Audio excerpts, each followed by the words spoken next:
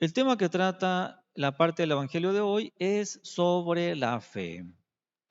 Y quiero traer a colación otra parte del Evangelio donde una persona también le había pedido a nuestro Señor que curara a su hijo. Pero qué fe tan diferente a la del que presenta el Evangelio de hoy. Porque esta persona quería que nuestro Señor fuera a su casa y sanara a su hijo. Por más que se lo pedía reverentemente, pues quería que fuera a su casa. Tal vez que le impusiera las manos, no sé. Pero la otra persona, en la otra parte del Evangelio, que le pide también que cure a su hijo, pues se lo pide de manera diferente, porque la fe de él es diferente, o sea, más grande. Tan así que se adelanta a nuestro Señor y le dice, iré a tu casa y curaré a tu hijo. Pero, ¿qué le responde a aquella persona? Con una fe tan grande que nuestro Señor alabó la fe de esa persona. Pues le dijo, Señor, yo no soy digno de que entres en mi casa. Solo di una palabra y mi hijo sanará.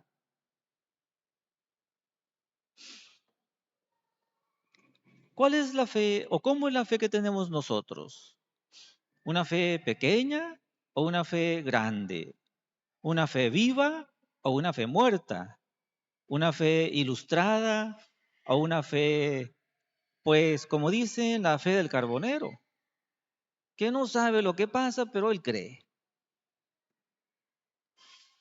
Una fe intensa que llega a propagar esa fe, casi sin quererlo muchas veces. O una fe apagada que, pues, está muy apagada, casi extinguiéndose. El día de hoy y toda la semana sea el tema de reflexionar y meditar para sacar conclusiones, para sacar propósitos, porque va a ser de muy poca utilidad, muy poco provecho para nosotros, pues nomás pasándonos la vida reflexionando, meditando. Una buena meditación pues nos va a llevar a hacer cosas que, en este caso, aumenten nuestra fe. Dios nos la da, sí, porque es una virtud teologal. Pero de nuestra parte necesitamos hacer algunas cosas que aumenten nuestra fe, que iluminen nuestra fe, que fortalezcan nuestra fe. Vamos a ver qué cosas podemos hacer. La fe es el principio de la vida sobrenatural. Es una virtud teológica cuyo objeto inmediato es Dios mismo, conocido no según las luces naturales de la razón, sino de un modo sobrenatural, por la revelación y mediante la influencia de la gracia divina. La fe como virtud dispone e inclina nuestro entendimiento para que asintamos firmemente, sin asomo de vacilación, en la autoridad infalible del mismo Dios. Cuando hacemos este asentimiento, entonces se dice que hacemos un acto de fe. No solamente decimos con las palabras, creo, sino que está nuestro asentimiento, o sea, nuestro entendimiento abraza esa fe, esa verdad que no comprende, porque está arriba de poder comprenderla. Y por eso vivimos vida de fe.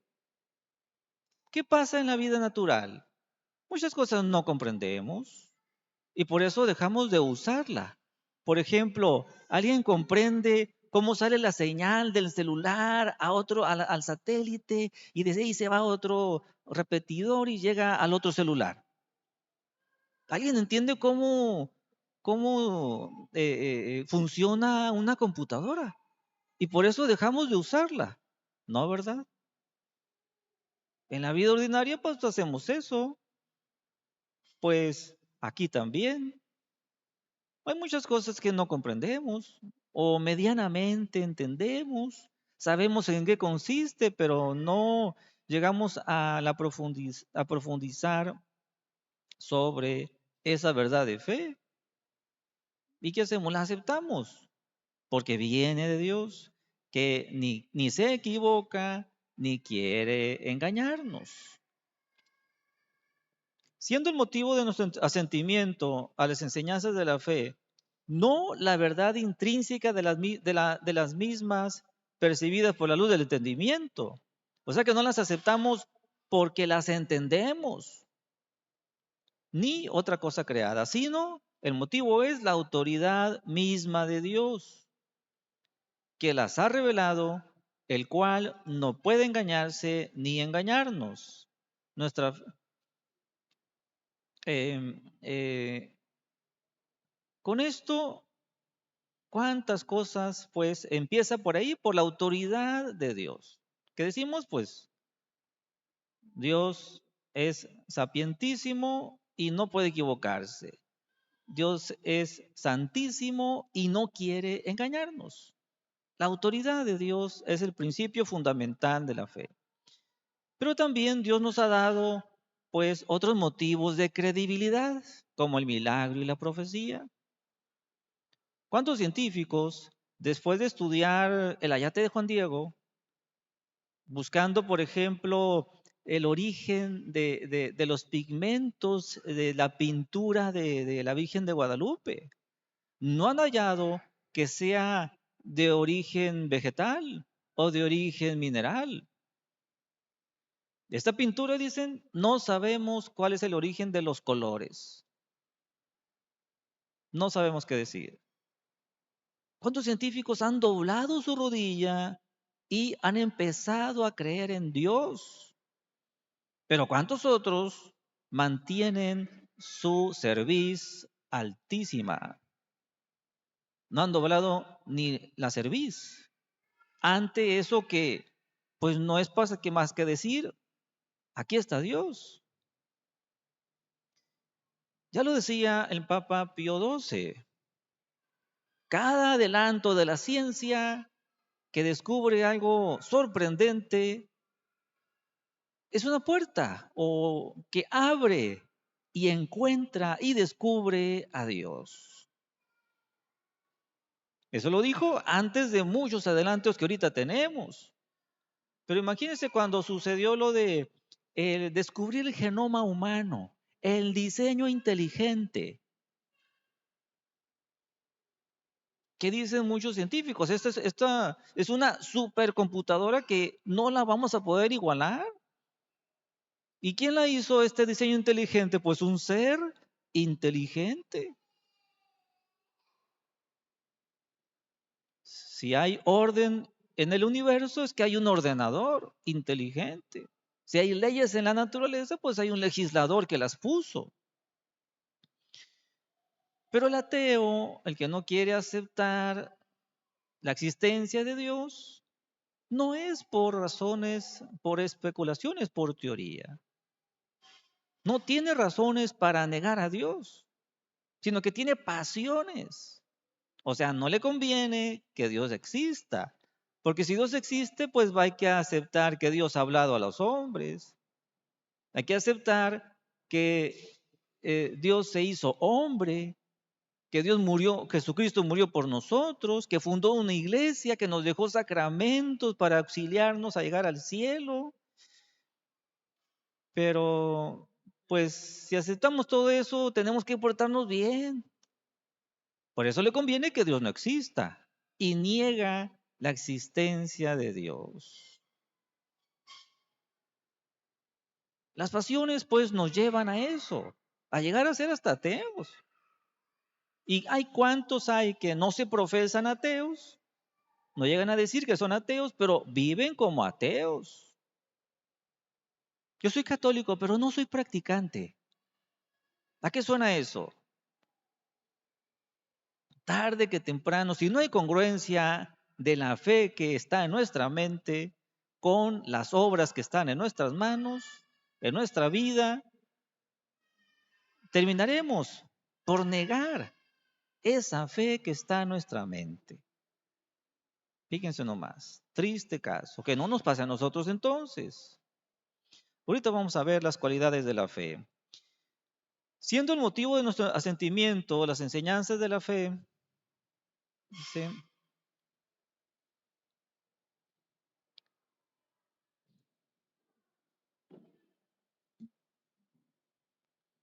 siendo el motivo de nuestro asentimiento a las enseñanzas de la fe, no la verdad intrínseca de las mismas percibida por la luz del entendimiento, ni otra cosa creada, sino la autoridad del mismo Dios que las ha revelado, el cual no puede engañarse ni engañarnos. Nuestra fe debe de ser sencilla, universal, firme e inquebrantable. Sencilla, pues Dios lo ha dicho. ¿Para qué le damos más vueltas a las cosas? Universal. Hay que aceptar todo. Porque una verdad que no aceptemos, en el caso, en el tema religioso, pues nos convierte en herejes. ¿Por qué Lutero es hereje, por ejemplo? Porque negó una o varias verdades en el tema religioso. Porque Arrio, Nestorio, Zwinglio, Calvino fueron herejes. Porque negó uno o varios verdades en el tema religioso. Los que asistieron el viernes a la plática sobre noticias del Vaticano, pues unos dijeron, pues esto ya lo he escuchado en las noticias. Otros que pues no se meten a esa noticia dicen, pues ¿cómo está pasando esto? Pues sí. Varios cardenales que quieren quitar el dogma del pecado original. El mismo Bergoglio que ha introducido ídolos, o sea, falsos dioses en el Vaticano. Está negando con las palabras o con las obras, en este caso con las obras unos, con las palabras otros. ¿Dejan de ser católicos o qué? Pues ahí están las conclusiones, hay que sacarlas. Nuestra fe debe ser pues universal, abarcar todas las verdades, firme e inquebrantable. Para que suceda esto, necesitamos asegurar que nuestra fe esté congruente con nuestras obras congruentes con nuestra fe. Aun cuando se trate de misterios que sean enteramente inaccesibles a nuestra inteligencia, como el de la transustanciación en la Eucaristía, o que parezcan contradecir la razón, como el de la Santísima Trinidad, debe bastarnos para creer con entera firmeza, saber previamente que una cosa ha sido revelada por Dios. Y una vez sabido esto, cuanto más profunda e incomprensible sea esa verdad revelada, más gusto y complacencia hemos de tener en prestarle nuestro rendido asentimiento, pensando que tal acto de fe es por lo mismo más meritorio y que con ello tributamos un homenaje mayor a la veracidad divina. ¿Qué le pasó a Santa Teresa de Jesús? Hoy estamos celebrando su fiesta. Santa Teresa de Jesús solía decir que aquellas verdades de la fe que más se levantan sobre nuestra razón natural, las creía con más firmeza, con mayor devoción y más sosiego del espíritu, porque en ella reconocía un carácter más propio de la grandeza infinita e incomprensible de Dios. Son verdades muy altas, que aun cuando nos las explicara el mismo Dios, que decimos no cabe en nuestro entendimiento, pues entre más santas eran, más sentía todo esto andar su asentimiento, o sea que su entendimiento abrazara esas verdades que Dios le proponía a través de la iglesia. ¿Cuál iglesia? Por la que Dios mismo había fundado, la iglesia católica. Hay una fe que te salva y una fe que te pierde. ¿Cuál tenemos nosotros? ¿La fe que te salva o la fe que te pierde? Vamos viendo. ¿Cuál es la fe que te salva? La fe viva. ¿Y cuál es esa fe viva? Cuando estás en gracia santificante. Que perdimos nuestro traje nupcial, ¿se acuerdan lo que platicamos aquel domingo? Pues hay que recuperar ese traje nupcial para estar en gracia y tener una fe viva, no una fe muerta. ¿Cuál es la otra fe que te salva? La fe fundada. Fundada en razones de peso como esto de que Dios es veraz y no se equivoca y no quiere engañarnos. Fundada y también ilustrada. ¿De dónde agarramos esa ilustración de la fe? Pues de la instrucción religiosa. ¿O acaso nomás nos quedamos con catecismos de primera comunión siendo ya jóvenes, siendo ya adultos? No es suficiente para nosotros el catecismo de primera comunión si ya somos jóvenes o ya somos adultos. El que se conforme con eso, pues bueno, eso es un resumen bien resumido, todo lo que hemos de creer, lo que hemos de recibir y lo que hemos de practicar. Los mandamientos, los sacramentos, las buenas obras. Es un resumen bien comprimido que pues si te lo sabes bien y sobre todo lo practicas, pues bueno, es suficiente. Pero podemos avanzar un poco más para que sea ilustrada nuestra fe, ¿a poco no? Pues no nos quedemos con eso mínimo suficiente de catecismo de primera comunión si ya somos jóvenes o somos adultos. La fe que te salva es una fe congruente y fecunda, cuando está acorde lo que pensamos con lo que vivimos, con lo que hacemos. Y por otra parte, ¿cuál es la fe que te pierde?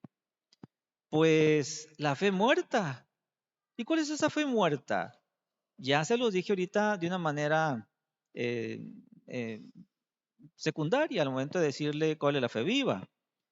Entonces es la fe sin estar acompañada de otra virtud teologal que es la caridad.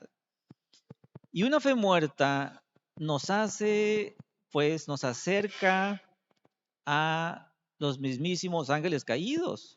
Porque ¿qué dice Santiago Apóstol? ¿Qué pasó? Hasta el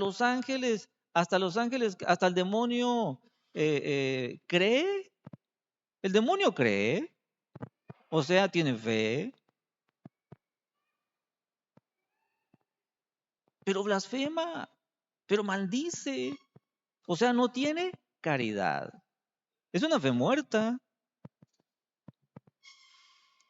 Los demonios tienen fe, pero no aman. Esa es la diferencia. El que ama es el que tiene caridad, esa virtud teologal que es la caridad. Y entonces ya no sería una fe muerta, sino viva. ¿Cuál es la fe que te pierde? La fe infundada en ilusiones. ¿Crees que no has hecho nada malo? No, padre, yo no robo, yo no mato. O sea, por eso no te confiesas. Sí, porque yo no hago nada malo. Yo no robo, yo no mato. Ah, muy bien. Y uno le empieza a sacar los demás mandamientos y ya como que ya no lo quieren escuchar a uno, ¿no? La fe infundada en ilusiones. Otras veces dicen, ¿crees que estás bien con Dios? ¿Crees que eres santo? Son ilusiones. Si crees que ya eres santo. Entonces, que no tengamos una fe infundada en ilusiones. Dios nos libre de las ilusiones. ¿Verdad? Para tener una fe fundada, no infundada.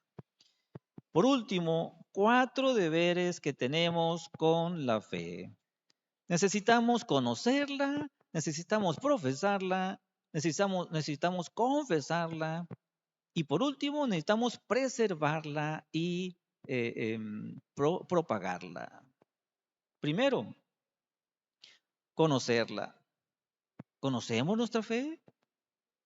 ¿O tenemos una fe del carbonero, como dicen? Pues hay que estudiar, hay que repasar. Nos asaltan las dudas, pues hay que resolverlas. Conocer nuestra fe. Segundo, necesitamos profesar nuestra fe, por lo que creemos todas estas verdades. O sea, no, nomás recitamos el credo o también damos nuestro asentimiento. O sea, que el entendimiento abrace esas verdades. Sí las abraza. Bueno, no nomás recitemos el credo con sus 12 artículos, sino que digamos, Dios mío, yo creo. O digamos con toda la sinceridad del mundo, Dios mío, yo creo muy poco, pero aumenta nuestra fe para que le pidamos lo mismo que le pidió San Pedro. Tercero, confesarla. La manifestamos con una vida cristiana, congruente con nuestra fe. Creemos de una manera y obramos de otra contraria, entonces no está muy congruente. Y terminaremos creyendo cómo obramos, cómo actuamos. No perdamos nuestra fe por falta de congruencia. Lleguemos a profesarla los domingos de 10 a 11 y todo el resto del día, y toda la semana, y toda nuestra vida. Profesemos nuestra fe católica que conocemos o que cada vez conocemos cada vez mejor. Eso lo espero. Y por último, preservarla y propagarla. Eh, ¿Evitamos que se ponga en peligro? ¿La defendemos? A ver, ¿cómo evitamos que se ponga en peligro?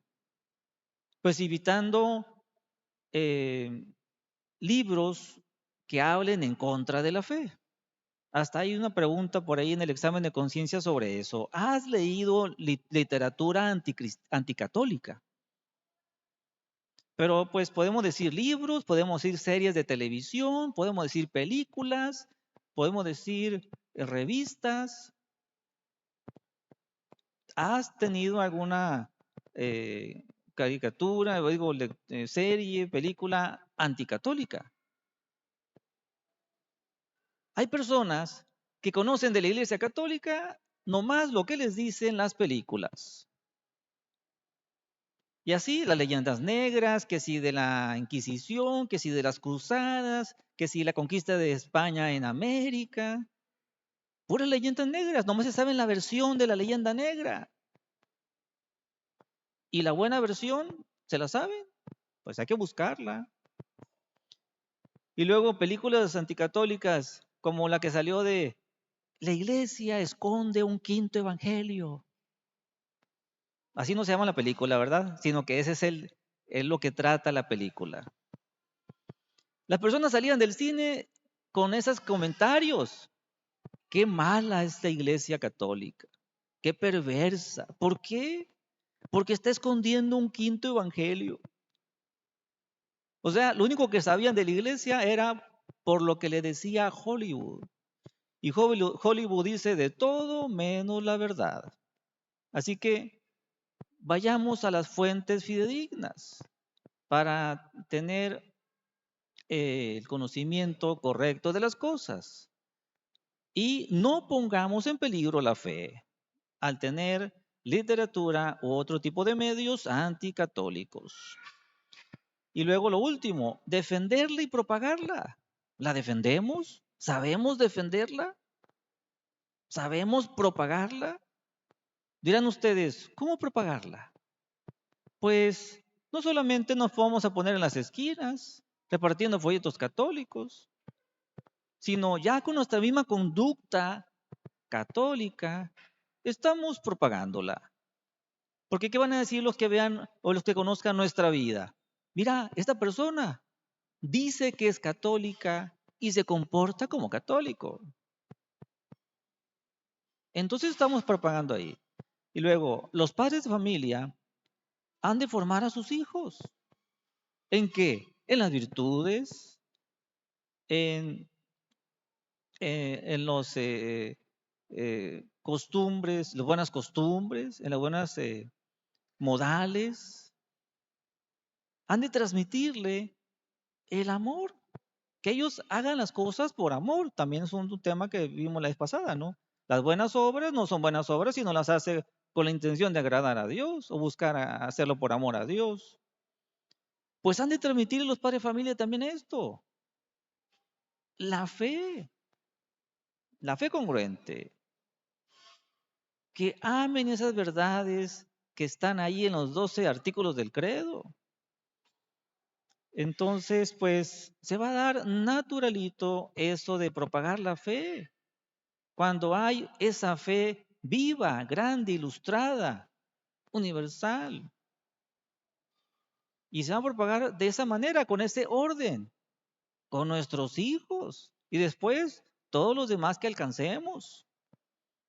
Porque no vamos a ser, como dicen, farol de la calle y oscuridad de nuestra casa. Así que ese es el orden que hemos de seguir, como el orden de la caridad también. Pues lleguemos esta noche a nuestras oraciones nocturnas rezando el credo, para decirle a nuestro Señor: Dios mío, creo en los 12 artículos que están contenidos en el credo, pero creo muy poco. Aumenta nuestra fe. Creo sin amar esas verdades. Pues Dios mío, aumenta mi amor a esas verdades que nos has dejado aquí en la iglesia que tú mismo has fundado, en la iglesia católica.